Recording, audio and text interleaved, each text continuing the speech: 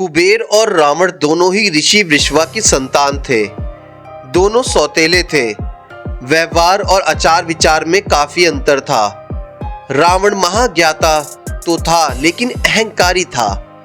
उसका मानना था कि वह सभी चीजें हासिल कर सकता है, उससे बड़ा कोई नहीं।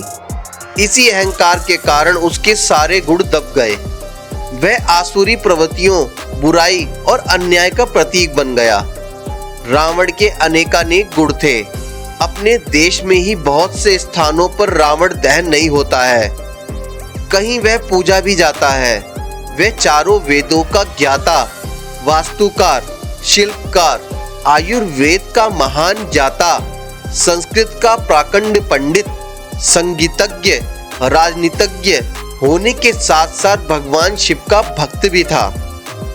कहा जाता है कि ऋषि विश्वा ने सोने की लंका कुबेर को दी थी, लेकिन कुबेर का मन नहीं रमा। उन्होंने सब त्याग दिया। रावण लंकापति बना।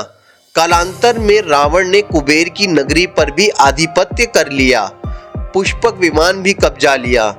ऐसी कथा आती है कि एक बार रावण पुष्पक विमान से सैर कर रहा था, तभी एक पर्वत के पास आकर उसके विमान की गति कम हो गई। रावण को घोर आश्चर्य हुआ, पुष्पक विमान की गति कैसे कम हो सकती है। नंदीश्वर ने समझाया कि यहाँ भगवान शिव का वास है, वह ध्यान में है, चले जाओ। अहंकारी रावण नहीं माना और उसने पर्वत को उठाना चाहा। नींव पर हाथ रखा ही था कि भगवान शंकर ने अपने पैर के अंगूठे से उसको दबा दिया। रावण का हाथ उसमें दब गया। बहुत कोशिश की लेकिन रावण मुक्त नहीं हो सका।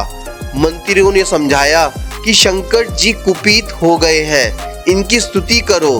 तब असहनीय दर्द से कराहते हुए रावण ने शिव तांडव स्तोत्र की रचना की। इससे भगवान शंकर प्रसन्न हुए और रावण को भार से मुक्त किया। माना जाता है कि यही पीड़ा संस्कृत निष्ठ शिव तांडव स्तोत्र में भी अभिव्यक्त हुई है। यह रावण स्तोत्र बोलने और पढ़ने दोनों में कठिन है। बहुत कम ही लोग इसको पढ़ पाते हैं और बोल पाते हैं। इसमें अकार, उकार और मकार के साथ ही श्वास की आरोह और अवरोह की अद्भुत क्रिया है। कुछ बंद तो एक ही सांस में पड़ जाते हैं। दोस्तों, अगर ये इन्फॉर्मेशन आपको अच्छी लगी हो तो प्लीज मेरे चैनल को लाइक करें, सब्सक्राइब करें। धन्यवाद।